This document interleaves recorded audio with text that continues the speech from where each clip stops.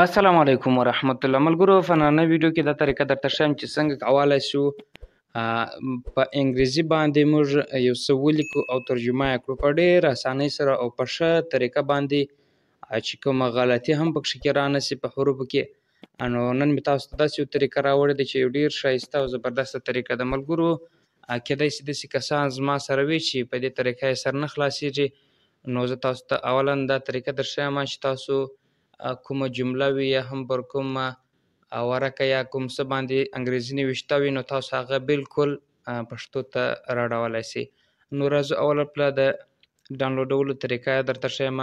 تاسو به پلی سټور ته داخل شولاست، دلته به تاسو ولیکئ ټرانسلیټ به تاسو دلته، نو کله چې مو ټرانسلیټ ولیکئ تاسو ته به دغه یو ټرانسلیټ راپورته کړي، ګوګل ټرانسلیټ.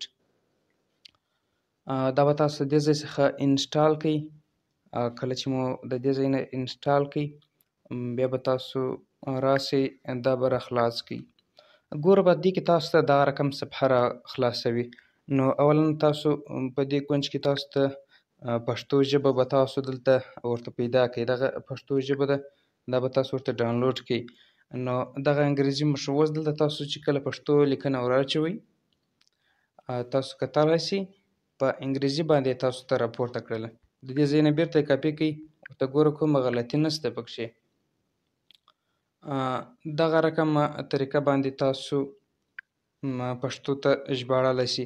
په دې کونج کې تاسو مثلا پر یو شي باندې انګریزي نوشته وي، پر یو ورقه باندې وي یا هم داسې پر یو سمنالاتو باندې انګریزي نوشته وي، هغه څخه تاسو عکس هم اخیستلی شئ، بیا یې پښتو ته ژباړلی شئ.